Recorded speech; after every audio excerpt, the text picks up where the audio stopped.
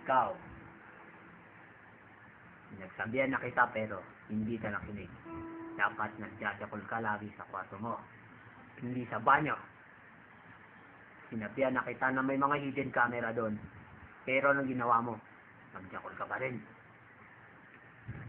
Kapapala mo, gago ka. Dapat sa'yo talaga. Teka, hayaan niyo po magsalita para sa kanya. Ang pagjajakol po ay parte po ng pagiging lalaki. Sino nagsabi nun? Ako hindi ako nagjakol buong buhay ko. Kaya, pinagbabawal ko para sa inyo ang magjakol. Nalita ko sa mga tao niyo. Kaya, bakla ka siguro, no? Hindi ka nagjajakol? Hindi, dapat lagi tayo nagjajakol din. Yun ang pagiging lalaki. Kaya, tayo lagi magjakol. Pagkatapos manood ng porn, gagawin natin yun. Teka, anong porn sinasabi mo?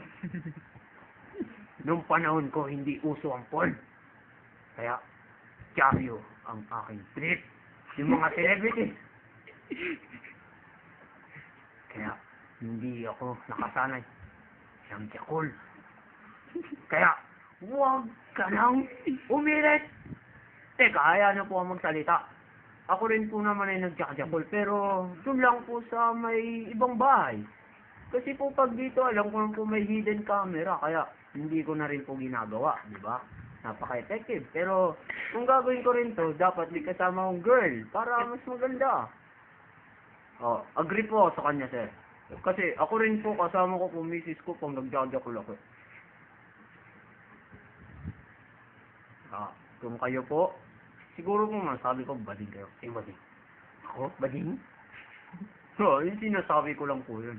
Kasi ko, nasabi nyo kanina, hindi kayo nagjajakol. Pero lalaki po kayo. Ano pong gusto nyo palabasin? Hindi kayo lalaki.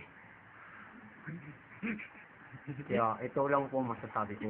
Magjakol na lang po kayo mamaya. Para patunayan nyo sa amin na lalaki kayo. At makukuha rin namin kayo sa handicam. Kaya kung ako sa'yo, sir, jajakol na rin ako. Good idea. Papatunay ko sa inyo na lalaki ako. Yan, magkakaintindihan tayo. Kaya, usang kasunduan natin yan. Mamaya, jajakol ka. Para patunay mo sa amin lahat na lalaki ka nga talaga. Patunay mo sa babae, nasa harap ko, na ikaw ang lalaki ng bahay.